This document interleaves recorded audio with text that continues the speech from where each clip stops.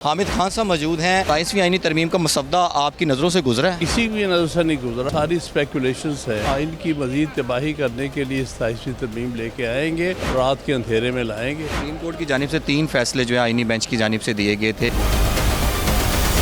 Public digital के साथ मैं हूं सलमान अवान और मेरे साथ इस वक्त हामिद खान साहब मौजूद हैं। तरमीम जो है वो पास होने जा रही है, उसका मसवदा जो है वो तैयार कर लिया। पहले तो ये बताएं कि ये 27वीं आईनी तरमीम का मसवदा आपकी नज़रों से गुजरा है?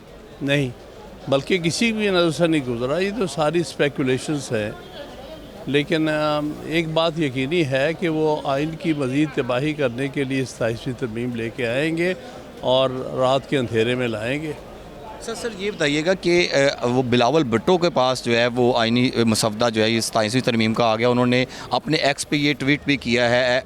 उसमें बताया जा रहा है कि जी आईनी बेंच जो है उसकी तरफ अब आईनी अदालतों की तरफ जा रहे हैं। अता तरह से मेरी जब गुफ्तगू हुई, मैंने उनसे सवाल पूछा कि भाई जब आपने आईनी बेंच बना दिए थे तो अब आप आईनी अदालत, उन्होंने कहा जी ये अदालतों की बेहतरी के लिए कर रहे हैं। तो आपको क्या लगता है, आईनी बेंच की तजवीज़ तो आपने भी दी थी? इससे बड़ा झूठा आईनी बेंच की तजवीज़ जो थी ना, वो मैंने नहीं दी। मैंने सिर्फ इतना कहा था कि हिंदुस्तान में इंडियन सुप्रीम कोर्ट ने आईनी बेंच बनाए हुए हैं, सिर्फ वो डायरेक्ट जो पिटिशंस होती है ना उसके ओरिजिनल जुरिस्डिक्शन के लिए, और वो चीफ जस्टिस और 4 सीनियर मोस्ट जजेस पे मुश्तमिल होते हैं।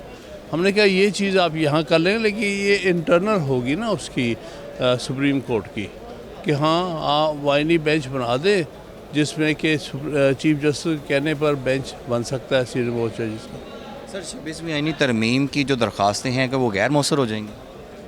नहीं, गैर मौसर तो की सूरत नहीं होती, क्योंकि 26वीं तरमीम जब तक फील्ड में है तब तक उसके खिलाफ पटिशन जारी रखी जाएंगी।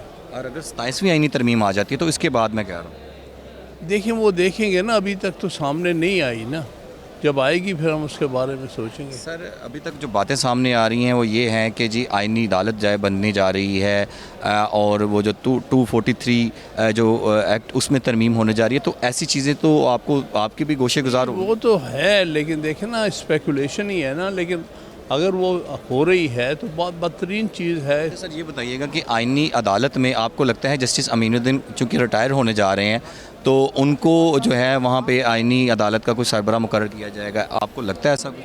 मुझे पता नहीं है, लेकिन यकीनी तौर पर अपने जो उनके वकीलों में और जजेस में उन्हीं को लगाया जाएगा। सर 26वीं आईनी तरमीम में बहुत ज़्यादा जद्दोजहद की, आपने बड़ी आवाज़ उठाई, कन्वेंशन हुए, धरने हुए, कोई रिज़ल्ट सामने नहीं आया। आपको क्या लगता है 27वीं आईनी तरमीम के लिए रोकने के लिए आपके पास अब क्या इक़दाम होंगे? देखिए प्रोटेस्ट तो हम जारी रखेंगे ना इंशाल्लाह।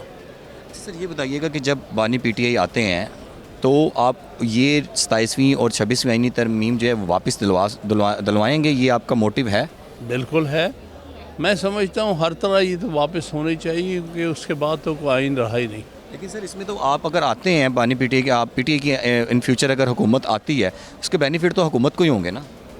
नहीं, हम इस किस्म की हुकूमत नहीं लेना चाहते।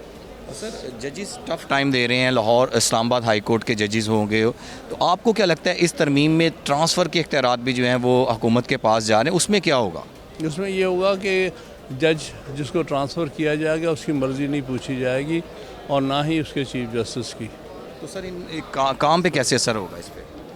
देखिए let things come for us. Thank you. Sohail Afridi धरना देने जा रहे हैं, तो ये 27वीं आईनी तरमीम को मद्देनज़र रखते हुए? मुझे नहीं पता ये सोहेल अफरीदी वाला केस आप पार्टी के नुमाइंदगान से